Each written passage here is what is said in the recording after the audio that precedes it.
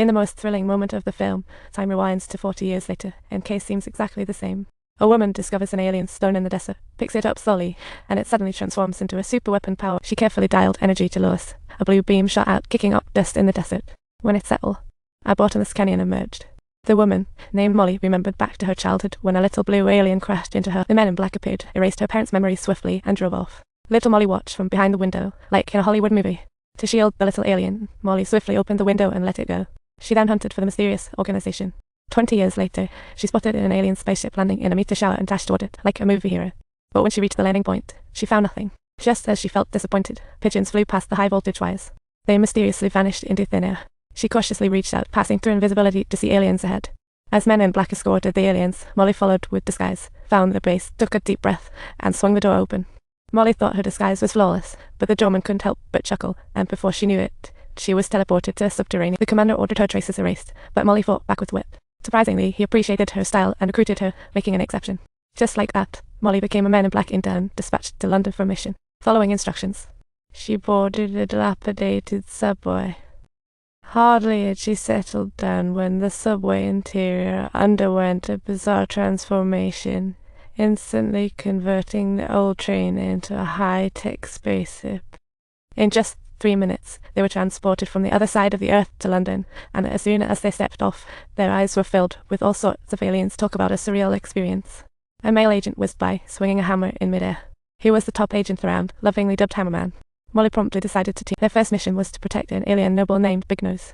Amid the fun, 2 draconian aliens landed. They swiped the repairman's genes, transformed, infiltrated Big Nose's enemy camp, while Hammerman remained oblivious. At that moment, the draconian shot a poison dart at Big Nose, making him pass out. Hammerman thought he'd drunk too much, so Hammerman sent him home in a special car. It exploded soon, and the draconians appeared. One draconian slumped, eyes glowing blue, then slapped the ground hard, making it ripple as if summoning. The 2 grabbed weapons to fight back, but the enemy's shape-shifting was unstoppable. Even the truck could easily be transformed into a shield. Molly retrieved a more powerful weapon from the rear mirror, but even when the bullets they could quickly regenerate. Hammerman, with brute strength, yanked out the exhaust pipe. He detached wheels to assemble a Thompson, momentarily suppressing the enemy with firepower.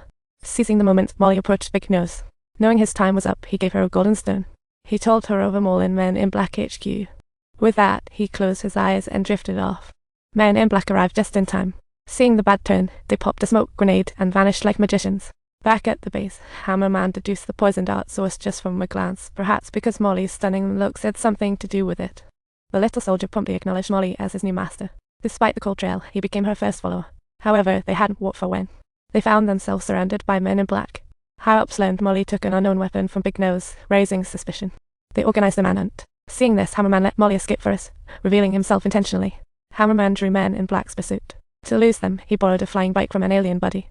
Molly, escaping, stumbled into a dead end blocked by 2 draconians. Hammerman arrived on a motorcycle just in time.